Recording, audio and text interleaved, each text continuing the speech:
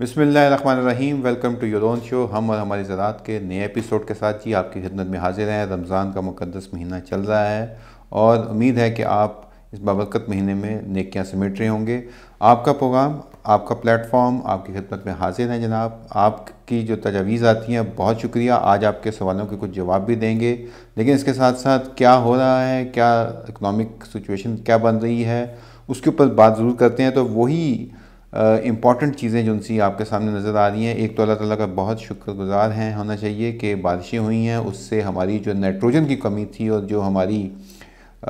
जो इस साल हमारी जो एग्रीकल्चर को एक ख़तरा था कहत का, उसमें उम्मीद है कि कुछ अल्लाह ताला की तरफ से ये हमारी नेकियां जब कबूल करे और हमें मज़ीद किसी आजमाइश में न डालें, तो ये एक अच्छी चीज़ है जो कि हुई है। लेकिन इसके साथ साथ इम्पॉर्टेंट ये चीज़ है कि हम आगे की क्या तैयारी कर रहे हैं। तो आज सबसे अहम नुक्ता ये है जी कि पहले कॉटन की बात करते हैं। हम हुकूमत की गलत इक़दाम के ऊपर हम बात भी करते हैं, लेकिन जो अच्छी चीज़ें करती है हुकूमत हम उसका भी सराहते हैं। तो इस सिलसिले में पंजाब हुकूमत ने एक अच्छा इक़दाम किया है, जिसमें कि उन्होंने ये कहा है कि वो 25,000 रुपये की सपोर्ट देंगे उन काश्तकारों को जो कि अर्ली यानी कि अगीती कॉटन अगर कोई लगा रहा है और 5 एकड़ से ज़्यादा लगा रहा है, तो उसको 25,000 रुपये की इमदाद पंजाब गवर्नमेंट देने जा रही है। इस सिलसिले में वज़ीर-ए-आज़म ने एक कमेटी भी बनाई है जो कॉटन को रिवाइवल के लिए है, और उसकी एक तजावीज़ अभी आई हैं सामने, और उसको देखते हुए नज़र ये आ रहा है कि अभी जो सबसे इम्पॉर्टेंट है सिलसिला, उसमें यह है कि अच्छे बीज की फरहमी। ये एक बहुत बड़ा इस टाइम सेक्टर जो है, और मेरे ख्याल से इसके ऊपर कोई R&D के ऊपर काम के लिए कुछ चीज़ें की भी जा रही हैं, और जेनेटिकली मॉडिफाइड जो GMO वाली हैं, ट्रिपल जीन टेक्नोलॉजीज़, उसका इस्तेमाल ज़्यादा बेहतर करने की ज़रूरत है। तो आप सबसे गुजारिश होगी कि अगर आप अपनी 30 मार्च से पहले पहले काश्त कर लें तो उम्मीद ये है कि बेहतर भी होगा। पिछले हफ्ते मौका मिला एक सरकारी नशिस्त में, जिसमें कि तमाम एक्सपोर्टर्स जो थे वो आए हुए थे, और एक्सपोर्टर आपको पता है कि वो एक्सपोर्टर सबसे बड़ा पाकिस्तान का टेक्सटाइल है। और इस वक्त ये हुआ है कि टेक्सटाइल पिछले 3 साल में अपनी अफादियत खो बैठा है। उस वजह से वो जो भी उसका वजह हो सकती है, लेकिन अहम नुक्ता जो उनसी हैं वो 2 हैं। वो ये हैं कि मुकामी सतह के ऊपर उनको कॉटन एक तो मिल नहीं रही अच्छी, दूसरी जो मिल रही है वो महंगी मिल रही है। तो ये उनके लिए वो क्या करते हैं, सीधा सीधा इंपोर्ट कर लेते हैं। पाकिस्तान की जो कॉटन की पैदावार थी, और इसमें अब सिंध ऊपर निकल गया है पंजाब से। एक ज़माना था जब पंजाब की बहावलनगर का पूरा जो था, विहाड़ी था, ये बुरे वाला था, ये पूरा फैसलाबाद तक बोलती थी कॉटन। लेकिन गन्ना, इसके साथ साथ चावल, इन 2 फसलों ने जो खरीफ की हैं उन्होंने इसके ऊपर काफ़ी मात दी है, और उस वजह से हमारा किसान पिट गया है कॉटन का। लेकिन कॉटन के लिए अगर हमने करना है, क्योंकि टेक्सटाइल को अगर नहीं देखेंगे कि टेक्सटाइल की अगर एक्सपोर्ट कम हो गई है, और टेक्सटाइल की एक्सपोर्ट अगर कम हुई है, तो इसका मतलब है कि इसका एक लम्हा फ़िक्रिया है मुल्क के लिए। तो इसको अगर हमने करना है तो हमें एक अच्छी कॉटन चाहिए, और अच्छी कॉटन के लिए अच्छा बीज चाहिए। इसके साथ साथ एक अहम नुक्ता जिसमें कि आपको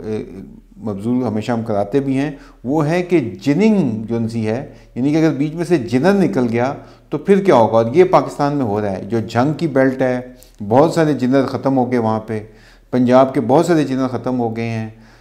सांगड़ में जिनर है, लेकिन मीरपुर ख़ास के इलाके में अच्छा जिनर नहीं है, वहाँ पे वो लाना पड़ता है उनको वहाँ पे। तो हुकूमती जो इक़दाम हैं, जो तजावीज़ हैं, वो इसके ऊपर भी आनी चाहिए कि ये अगर, और जिनर के ऊपर इस वक्त सबसे बड़ा जो सेल टैक्स लगा हुआ है, मेरे ख्याल से हुकूमत ने ये कहा है कि वो इसको अगर देखे कि ये अगर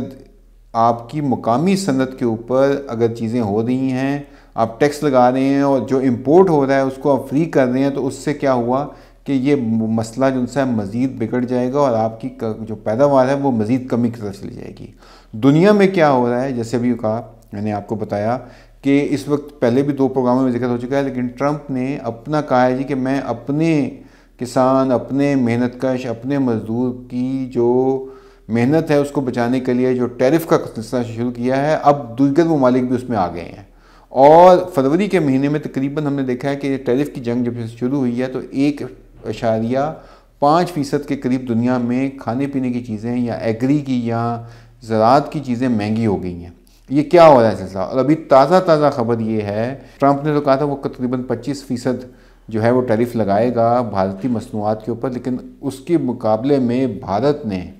100% टैरिफ लगा दिया है किन चीज़ों के ऊपर, जो अमेरिकन प्रोडक्ट्स वहाँ पे जाती हैं, यानी कि अमेरिकन जो ज़रूरी मसनूआत वहाँ पे जा रही हैं उसके लिए उसने टैरिफ लगा दिया है कितना, 100%, यानी कि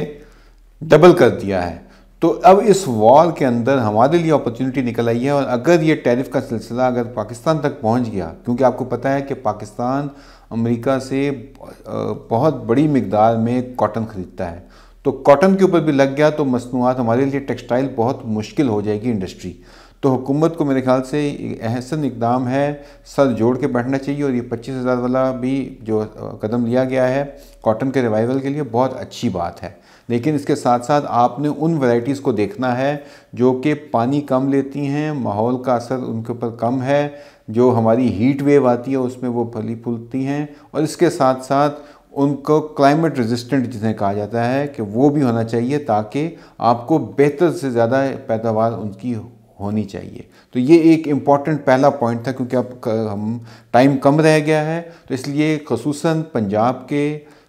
जनूबी पंजाब, सिंध, इन तमाम इलाकों में कॉटन की जो फसल है उसके लिए ये अहम पैगाम है, क्योंकि वरना इंडस्ट्री बड़ी इस टाइम फंसी हुई है। आपको बताऊं, इंडस्ट्री कर रही है, और ये एक और भी चीज़ है कि कॉर्पोरेट फार्मिंग भी इसमें की जा सकती है। अगर आप लोग ये समझते हैं कि आपके साथ मिल के हम कॉर्पोरेट फार्मिंग की तरफ ले आएँ आपको, तो वो भी एक सिलसिला होता है, उसमें आप किसान मददगार से रब्ता कर सकते हैं, और हम आपकी जो है एक फ़िक्स रेट के ऊपर, जिसमें कि अच्छा रेट होगा, अगर आपकी अच्छी पैदावार है, अच्छा आपका जो है वो धागा बन रहा है, अच्छे रेशे हैं उस कॉटन के अंदर, तो आपको क्यों ना उसकी मेहनत की जो है वो ज़्यादा कीमत दी जाए। तो इस सिलसिले में मेरे ख्याल से ये कि अच्छा आगाज़ होगा अगर आप हमसे इस पर रब्ता करें। दूसरा जी अहम नुक्ता जिसके ऊपर हम आ रहे हैं वो है कि दुनिया में अभी, जैसे कि मैंने कहा कि महंगाई का एक तूफ़ान आ रहा है, और पाकिस्तान में भी ये हो रहा है, लेकिन पाकिस्तान में IMF ने आके अभी उनका वफ्द आया हुआ है, और उन्होंने तमाम सूबों से और हुकूमत से एग्रीकल्चर इनकम टैक्स के ऊपर बात शुरू कर दिया है। $1 बिलियन की अभी किस्त हमें मिलनी है, और उसके लिए हमने देखा है तकरीबन पाकिस्तान में कुछ 27 से 30 अरब रुपए की गंदम खाली हम हार्वेस्ट के बाद सिर्फ उसको सुंडी लग जाती है और बाकी चीज़ें होती हैं उसके ऊपर हम ज़ाया कर देते हैं। तो ये आप अभी सिलसिला ये हुआ है कि हुकूमत ने पास्को को कहा है कि गंदम की वो अपनी जो ज़खायर हैं उसको ख़त्म करे, लेकिन आपको पता है कि पास्को के जिस किस्म के गोदाम हैं या पास्को का जिस किस्म का सिलसिला है, वो अभी मेरे ख्याल से वो गंदम की हालत काफ़ी ख़राब हो चुकी होगी या हो सकती है। तो उस सिलसिले में मेरे ख्याल से जो नए हमारी फसल आ रही है उसमें अभी सिलसिला ये हुआ है कि वो फसल जो सी आपकी आने वाली है उसमें डर ये लगा हुआ है हुकूमत को कि अगर ज़खायर हमारे ना का मतलब वो निकले, और अगर नई फसल भी आ गई तो एक तो किसान पिट जाएगा, और अच्छी बात है कि हुकूमत को थोड़ा सा एहसास हुआ है कि नई फसल को देखते हुए उसको पुराने स्टॉक क्लियर कर देने चाहिए, ताकि एक अच्छी और बेहतर कीमत जो सी है वो किसानों को मिल सके। हुकूमत से यही दरख्वास्त है कि अगर आपने इसको ओपन मार्केट में लेके जाना है, ओपन करना है, तो फिर इस हालात में आपको आना चाहिए कि आप उसके अंदर जो गंदम आप रखेंगे वो गंदम इंपोर्ट ना करें एक तो, दूसरा ये है कि इंपोर्ट जब करें तो उसको कम से कम अपनी जो मौजूदा फसल है उस ज़खायर को देखते हुए आपको लेके जाना चाहिए। एक और ख़बर जी जिसकी बड़ी एक मुश्किल है, इस टाइम गन्ने का सिलसिला ये हुआ है कि गन्ने से एक पैदावार हुई थी तकरीबन 8 से 10 किलो गन्ने से 1 किलो चीनी जो सी है वो पैदा की जाती है, और इस वक्त आपको रमज़ान में नज़र आया है कि चीनी के जो रेट हैं वो इस वक्त तकरीबन बहुत ऊपर जा चुके हैं। हुकूमत ने पहले ये क्या किया कि उन्होंने कहा जी कि हम बाहर भेज देते हैं चीनी, और उसमें शुगर मिलों को खुश करने के लिए वो चीनी बाहर चलेगी। अब हुकूमत कह रही है जी कि अब हम रॉ चीनी जो सी है वो वापस लेके आते हैं मुल्क में। तो ये जो मेरे ख्याल से एक अहम था कि हुकूमत ने अपने किसानों की जब वक्त था कि उनकी जो दादरसी की जाए सके, उनको मुकामी सनत को फ़रोग मिल सके, उनको गन्ने की जो पैदावार है उसका बेहतर मुआवजा मिल सके, उस वक्त शायद गवर्नमेंट ने एक्शन नहीं लिया, जिस वजह से क्या हुआ कि चीनी बना ली गई। अब चीनी एक्सपोर्ट भी होगी, और चीनी की कीमत आपको पता है कि 150 रुपये इस टाइम DC रेट हो चुका है,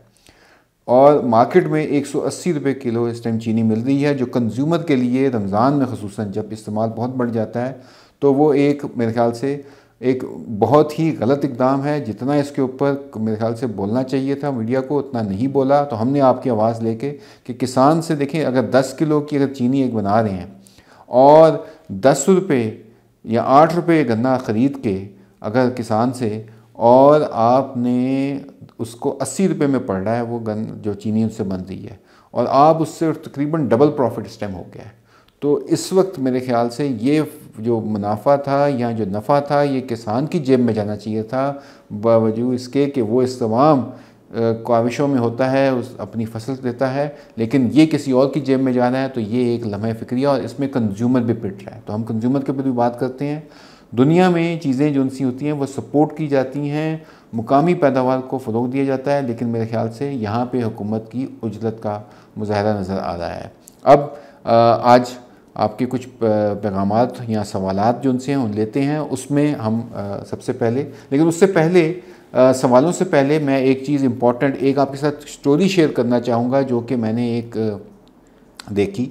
जो हम बहुत अरसे से बात कर रहे हैं कि क्लाइमेट रेजिस्टेंट, यानी कि हमारी ज़मीन के अंदर ऑर्गेनिक मैटर कैसे बेहतर हो सकता है, हमारी पैदावार कैसे बेहतर हो सकती है, हमारा जो बाकियात होते हैं फसल के उसका किस तरह से फ़ायदा उठाया जा सकता है, हमारी मिट्टी कैसे ऐसे हो सकती है कि वो ज़्यादातर पानी को जज़ब कर रखे और सूखे ना। तो उसका एक बहुत अच्छी एक कहानी है जो कि एक किसान ने शेयर की है। मैं उस कहानी को आपको बताता हूँ जी।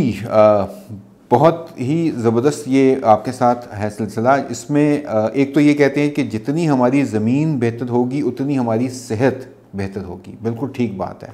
और जितनी हमारी ज़मीन ख़राब होगी या उसके अंदर जान नहीं होगी, उतनी ही हमारी जो अपनी जानें हैं वो उसमें मसले रहेंगे और हमारी सेहत जो है वो ख़राब रहेगी। तो इस सिलसिले में ये बड़ी अच्छी बात उसने फार्मर लिखी कि अगर जो है, उसने कहा जी कि मैंने बीटी कॉटन लगाई थी जून 6 को, और सीज़न ख़त्म हुआ जो 162 दिन में, और मेरी जो एक्सपेक्टेड यील्ड थी वो बड़ी बेहतर आई। इस तरह उसने कहा जी कि 17 नवंबर को मैंने कॉटन को वहीं पे ही ज़मीन में रोटावेटर के साथ दफन कर दिया जो बाकियात थे, और फिर मैंने गंदम लगा दी और 109 दिन की गंदम लगाई, और 109 दिन के बाद नवंबर 19 को जो काश्त की थी उसके बाद उसने कहा जी मैंने मार्च 9 को उसको जो है वो उसकी कटाई कर ली, और मार्च 10 को मैंने उसी ज़मीन में उस बाकियात को रोटावेटर के साथ जो था वो दोबारा दफन कर दिया या मिला दिया। अब वो कहता है कि मेरे जो फील्ड थे वो फैलो रहे 85 से 90 दिन, और इस क्रॉपिंग सिस्टम से, यानी कि इस 2 फसलों के सिस्टम से उसने इतने फेवरेबल हो गए कि उसने ये कहा कि मैं पिछले 25 से 30 साल में जितनी भी ज़मीन में बाकियात थी, जो चावल की पराली थी या जो भी हमारी तूड़ी थी या जो भी सिलसिला था गंदम का, उसने कहा जी कि 15 से 17 टन जो है वो मैं मिला देता हूँ ज़मीन के अंदर, मिट्टी के अंदर डिकम्पोज कर देता हूँ। और ये वो कह रहा है कि मैं 25 से 30 साल से ये काम कर रहा था, और इस वजह से ऑर्गेनिक कार्बन जो थी मेरी फील्ड में वो मेंटेन होगी, ऑर्गेनिक मैटर बहुत अच्छा हो गया, पीएच वैल्यू बड़ी अच्छी बन गई। उससे ये है कि अर्थवॉर्म्स बड़े ज़्यादा आए, और इसके साथ साथ मेरा जो फार्म है वो केमिकल फर्टिलाइज़र डालता हूँ तो उससे बड़े अच्छी तरह से उस पर उसका असर होता है। और इसके अलावा उसने कहा कि जो उसकी वाटर होल्डिंग है, यानी कि पानी की जो उसकी जज़ब करके अपने तक रखना, उसकी मुद्दत भी बढ़ गई है इस तमाम तरीक़े काश्त से। और इससे ये हुआ कि उसने कहा जी कि जितनी भी एडवांस जेनेटिकली मॉडिफाइड टेक्नोलॉजी आ रही है और मुख्तलिफ जो तरीके इस्तेमाल किए जा रहे हैं, उससे मेरी एक तो कॉस्ट कम होगी क्योंकि उसको यूरिया कम इस्तेमाल करना पड़ रहा है, खादें सस्ती महंगी खादें जो सी हैं उसकी कम इस्तेमाल से उसकी बचत हुई है, इसके अलावा उसकी पैदावार बढ़ गई। तो ये एक कुदरती तरीके की तरफ लोग वापस जा रहे हैं, और जितना मैंने कहा शुरू में कि ज़मीन का हम ख्याल रखेंगे उतना ही बेहतर तरीके से हमारी फसल में वो ऑर्गेनिक मैटर भी होगा, वो जो हमारे अंदर आयरन है, बोरॉन है, ये तमाम जो चीज़ें जो हम अपनी हमारी बॉडी को ज़रूरत होती है तो हम कुदरती तरीके से हासिल करते हैं, बजाय इसके कि हम दवाइयों से या विटामिन की दवाइयाँ खा के या गोलियाँ लेकर वो हासिल कर सकें और हमारी जो है वो बेहतर नशोनुमा, और हमारी जो ज़ाहिर है कि अगर हमारी सेहत बेहतर है तो हमारी ज़ाहिर है कि हमारी बाकी कामों में भी बहुत ज़्यादा बेहतर हो जाएगी एफिशिएंसी। तो ये एक आपके साथ स्टोरी शेयर करनी थी। अब जल्दी से आपके सवालों की तरफ आते हैं, लेकिन ये आज का पैगाम आपको मिल गया कि कितना ज़रूरी है कि हम ज़मीन की कितना ख्याल रखें। जितना भी ख्याल रखेंगे उतना ही बेहतर होगा। जी, अब सवालों की तरफ आते हैं। जी, हमारे दोस्त हैं फलक शेर साहब, उन्होंने कहा जी कि वह नेक्स्ट वीट का रेट क्या रहेगा। जी, हमारी तो कोशिश आज भी, मैंने जैसे प्रोग्राम में किया, अभी हमारा पोल भी एक हुआ था लिंक्डइन के ऊपर, जिसमें हमने किया और बहुत सारे लोगों ने कहा कि कम से कम 3,000 रुपये का रेट होना चाहिए। मेरा भी यही ख्याल है कि 3,000 तक इंशाल्लाह रेट मिलेगा और ये बेहतर होगा। हमारे रफ़ीक हथियाल साहब हैं, इन्होंने कहा है जी गंदम का रेट सिंध में कम मिल रहा है। जी, ये एक तशवीश की बात है और मेरे ख्याल में इसको हमें हमारा पैगाम जो है वो यही है कि जो लोग हैं कि वो गंदम की किसान को सही जो है वो काश्त उसकी जो आती है वो दें ताकि ये कर सकें। एक अहम चीज़ ये हुई है जी, वो एक हमारे दोस्त हैं उसामा असलम साहब, इन्होंने कहा सर ये तो बताया कि हमें कौन सी फंजीसाइड ठीक नहीं है, और ताकि हमें ये बताएं कि हम कौन सी फंजीसाइड इस्तेमाल करें और उनकी कोई लिस्ट बता के दें। जी, आप हमारे किसान मददगार से रब्ता कर सकते हैं और इस सिलसिले में आपको मेरे ख्याल से हमारी पहले भी पोस्ट आई है, मैं अपनी टीम को कहूँगा कि दोबारा आपको दिखाएं। वो जो चावल के लिए खुसूसन जिन इलाकों में आप चावल लगा रहे हैं कि उनके ऊपर कौन सी आपने मसनूआत इस्तेमाल नहीं करनी, कौन से केमिकल नहीं करने, कौन से बैन हैं जिस वजह से मसले आ सकते हैं। अभी ये सिलसिला हुआ है चावल से कि चावल की यूरोपियन कमीशन ने यूनियन ने बहुत ज़्यादा अभी स्ट्रिक्ट एक्शन के लिए पाकिस्तान को कहा है और इस सिलसिले में उसकी एक मीटिंग भी हुई है चावल के ऊपर। और अभी ये हुआ है कि अब जो फ्यूमिगेशन होती है पाकिस्तान में उसको बैन कर दिया गया है और इसके साथ साथ जो एक्सपोर्ट जिस मुल्क में होगा वहाँ पे वो फ्यूमिगेशन की जाएगी। तो ये एक मेरे ख्याल से स्टैंडर्ड, इंटरनेशनल स्टैंडर्ड भी ऐसे ही है। तो ये जो फ्यूमिगेशन की वजह से हमारा बहुत सारे चावल की शिकायत आ रही थी जिसमें कि ये कीड़े मार गोलियाँ डाल देते हैं और ये बाकी चीज़ें, ताकि चावल को जो फसल है वो ख़राब ना हो या उसको स्टोरेज में जो मसले मसाइल आते हैं। तो अब मेरे ख्याल से ये ऐसा तरीका है, उम्मीद है कि इससे हमारी जो अब शिकायत हैं वो कमी उसमें वाक़ई होगी। नेक्स्ट जी, अगला सवाल जो उनसे है वो हमारे फलक शेर साहब हैं जी। ये हमसे पूछ रहे हैं कि अस्सलाम वालेकुम, वेरी इन्फॉर्मेटिव प्रोग्राम, बहुत शुक्रिया जी आपका। इसमें कह रहे हैं कि बॉस हाइब्रिड चिली जुलाई अगस्त में रेट का क्या चांस रहेगा। जी, हाइब्रिड चिली आपको पता है कि हीट वेव अगर आई तो उससे फिर इसमें कमी वाक़ई हो सकती है, जिस वजह से अगर आप फ्रेश की बात कर रहे हैं तो उस सिलसिले में इसकी रेट जो उनसे हैं वो ऊपर जा सकते हैं। लेकिन अगर आप ड्राई की बात कर रहे हैं तो ड्राई में क्योंकि अभी सीज़न क्लोज़ हो रहा है और अभी ये चीज़ें जो उनसी हैं वो स्टॉक्स कर लिए गए हैं, तो उसमें उम्मीद है कि इतना ज़्यादा फ़र्क नहीं पड़ेगा। तो ये आपसे गुजारिश करनी थी। लेकिन अगर आप फ़्रेश की बात कर रहे हैं तो फ़्रेश में ज़रूर उसमें कोई मौसमियाती तब्दीलियों की वजह से कोई असरात आ सकते हैं।